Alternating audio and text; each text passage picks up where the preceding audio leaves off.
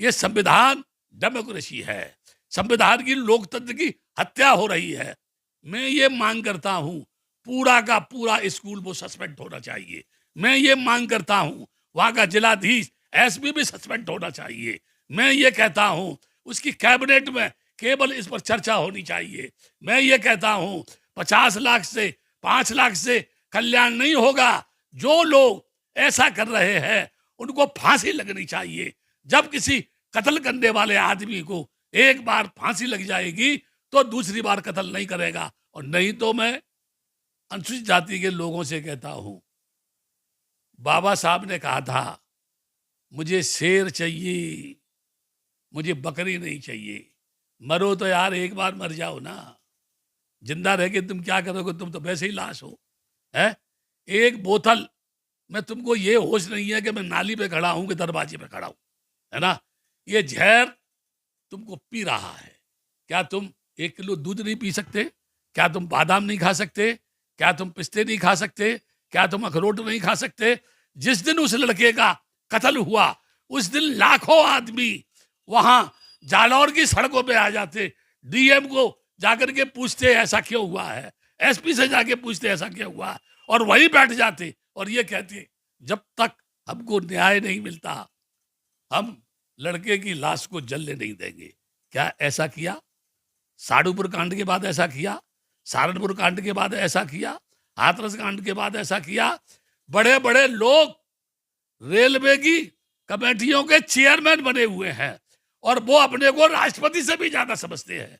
एक ticket book कराने की उनमें हिम्मत नहीं है ना? और हमारे महान मोदी जी ने हमको यहाँ बैठा दिया। मूर्ख हो, तुम्हें शर्म आनी चाहिए। डॉक्टर अंबेडकर ने संविधान नहीं बनाया होता तो तुम्हारा बाप भी उस जगह नहीं पहुंचता जहां तुम बैठ करके इटला रहे हो। मैं ऐसे लोगों से मिला हूं, मैं ऐसे लोगों से बात की है। मेरे मन में ये आता है इनकी शकल देखना ही बेकार है, क्योंकि बहुत भिक्षु हूं। इसलिए मैं ये नहीं कह सकता कि थूकता हूं उस पर, लेकिन उन लोगों से कह सकता हूं जो वो उनका भला नहीं कर सकते, तो कम से कम इनका सम्मान करने जाओ तो एक बात तो इनके चेहरे पे थूको और इनसे कहो कि तुम इसी लायक हो। इसलिए लास्ट में जब तक तुम एक नहीं होगे तब तक पिटते रहोगे, ये मैं कह रहा हूं।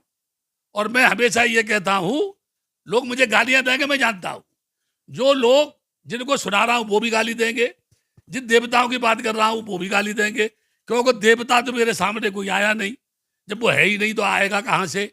और कोई भी ये कह के है तुम्हारे दादे ने, पददादे ने, उसके दादे दादे ने, किसी ने भी देखा वो तो बताए मुझे। ये हिंदू शब्द कहीं भी नहीं, किसी भी जगह नहीं। पढ़ा लिखा हमारे देश का आदमी कहता है गर्व से कहो हिंदू है। इतना मूर्ख आदमी मैंने किसी दुनिया में नहीं देखा, जो मंदिर के सामने खड़े कहता है भगवान मेरा कल्याण करना। क्या जरूरत है कॉलेज में जाने की? क्या जरूरत है हॉस्पिटल में जाने की? क्या जरूरत है ऑपरेशन कराने की? क्या जरूरत है हार्ट का ऑपरेशन कराने की? देवी देवताओं के पास जाओ, बड़े बड़े सर्जन हैं ये, हाथी की गर्दन काट के आदमी के ऊपर रख देते हैं।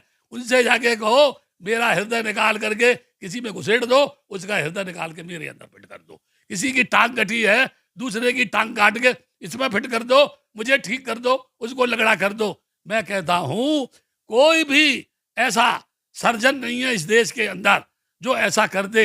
इसलिए कहता हूं मंदिर में जाओगे तो लूटे जाओगे, और इसी के नाम पर तुम कूटे जाओगे, और इसी के नाम पर तुम काटे जाओगे, इसी के नाम पर तुम फूके जाओगे, इसी के नाम पर तुम्हारी लड़कियों की आस्पत लुटेगी, इसी के नाम पर उनकी बेइज्जती होगी, उसी के नाम पर तुमको सड़कों पर नंगा खींचा जाएगा। अगर जरा सी भी शर्म है आंखों में, बहुत बड़ी बात कह रहा हूं, जरा भी शर्म है, डॉक्टर अंबेडकर के संघर्ष को तुम जानते हो, डॉक्टर अंबेडकर की कुर्बानी को तुम जानते हो, तो आज भी होश में आ जाओ। संगठित हो करके संविधान की केवल धाराओं का पालन कराने के लिए सरकार पे जोर दो। एक दिन जो तानाशाह हैं मिट्टी में मिल जाएंगे।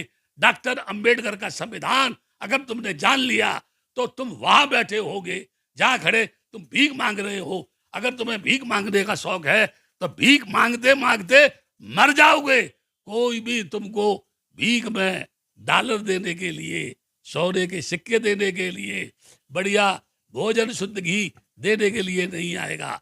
और जो लोग जो कहते हैं चुनाव के समय हमने उस अनुसूचित जाति के घर में जाके रोटी खाई, अरे पागल हो, घर को अच्छे ढंग से लीप पोत के शुद्ध घी की पूड़ियां बना करके बढ़िया आसन लगा करके किसी को भी खिलाओ।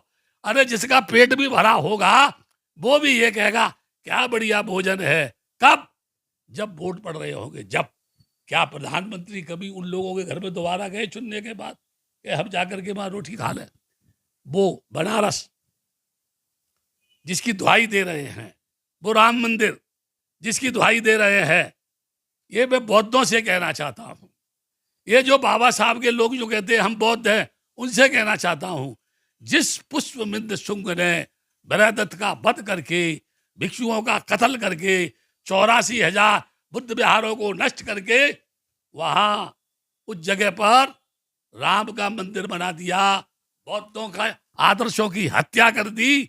लेकिन ब्राह्मणों, वो ब्राह्मण जो कट्टरवादी हैं, तुम्हारे बाप दादे भी 2,500-3 हजार वर्ष में बुद्ध की संस्कृति सभ्यता को नष्ट नहीं कर सके, तुम्हारे भगवान नहीं कर सके, तुम्हारे देवता नहीं कर सके, तुम्हारी सरकारें नहीं कर सकी, तुम भी नहीं कर पाओगे।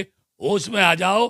और मोदी जी से मेरी एक प्रार्थना है, लास्ट में कह रहा हूं, पूरे चैनल पर बैठे हो लोग सुन रहे हो, नहीं तो इसको फॉरवर्ड करना, कसम तुम्हारी औलाद की है, इसको और लोगों के पास भेजना। मैं बोल रहा हूं इसलिए नहीं, इसमें सच्चाई हो उसके लिए भेजना। क्या कह रहा हूं? राम मंदिर को लेने वाले आप ईमानदार आदमी हैं, भगवान राम के भक्त हैं, मैं स्वागत करता हूं आपका, ठीक है। काशी की ज्ञान वापी मस्जिद को तोड़ दो, वो भी मंदिर तुम्हारा है। तो मेरा निवेदन है, देश के ईमानदार ब्राह्मणों से, देश के ईमानदार शंकराचार्यों से, देश के ईमानदार देवी देवताओं से, देश के ईमानदार राजनीतिक पार्टियों से, जैसे तुमने मस्जिद तोड़ के वहां बड़ा राम मंदिर बना दिया, अरे शर्मदारो, अरे ईमानदारो, तुम्हारी आंखों में अगर सचमुच दो आंसू है तो बुद्ध गया का महाबोधि विहार बौद्धों को सौंप दो, हम आपकी आरती उतारेंगे। और यही नहीं, सोमनाथ के मंदिर के नीचे जहां से तुम आते हो 3 मंजिल का बहुत बड़ा बुद्ध विहार है, उसको तुम हमें दे दो। नहीं, जिस दिन ये बौद्ध जागेगा, अंबेडकर का समाज जागेगा, तुम्हारे मंदिरों को खंडार बना के जिसमें बुद्ध है अंदर निकाल के बाहर लाएगा, और तुम जहां से आए तुमको वही भागना पड़ेगा, कोई तुमको बचा नहीं सकता। ये संविधान का श्राप है। संविधान कहता है अगर तुमने संविधान के साथ जरा भी खिलवाड़ किया और कल्पना की कि मनुस्मृति लाएंगे, तो जिस मनुस्मृति को डॉक्टर अंबेडकर ने जलाया, एक दिन ऐसा आएगा उनके समर्थन करने वाले लोगों को तुम्हारी परिस्थितियां ऐसी बनेगी कि तुमको कोई बचा नहीं पाएगा। ये मेरा चैलेंज है। इसी के साथ मैं पुनः एक बार प्रधानमंत्री को और विशेषकर एक बात जाते जाते कहता, राष्ट्रपति मुर्मू जी, आप महान नारी हैं, मैं आपका अभिनंदन करता हूं। बुद्ध ने नारी को सम्मान दिया, पटाचार जैसी नारी जो नंगी थी उसके उन्होंने ऊपर अपनी संगाठी डाल के उसके सील की मदद की। मैं कहता हूं आप आदिवासी क्षेत्र से जब टिकट मिला तो कितनी बार कहा आदिवासी द्रौपदी, आदिवासी द्रौपदी, आदिवासी द्रौपदी। पूरी दुनिया में ये प्रचार कर दिया जिसको हम राष्ट्रपति की टिकट दे रहे हैं वो ब्राह्मण नहीं है, क्षत्रिय नहीं है, वैश्य नहीं है, आदिवासी है, आदिवासी है, आदिवासी है। ठीक है, अब आपको टिकट मिल के आपने चुनाव लड़ा और आप जीत गई। ठीक है, अब जीतने के बाद आप राष्ट्रपति बन गई। अगर आपके शासनकाल में किसी महिला पर अत्याचार होता है, अगर आपके शासनकाल में आपकी राष्ट्रपति की अध्यक्षता में किसी भी अनुसूचित जाति के लोग की हत्या होती है, लड़की की होती है, औरत की होती है, उसका सील भंग होता है, सामूहिक उसके बाद चरित्र हनन होता है, तो आप उसको देखो, आप उस पर अंकुश लगाओ। क्योंकि भारतीय संविधान ने तुमको आदिवासी क्षेत्र से उठाकर राष्ट्रपति बनने का अधिकार दिया है। नहीं तो मनुस्मृति को पढ़ो, वो ये कहती है औरतों को घर में रोटी बनानी चाहिए, उनको आदमियों की आज्ञा का पालन करना चाहिए।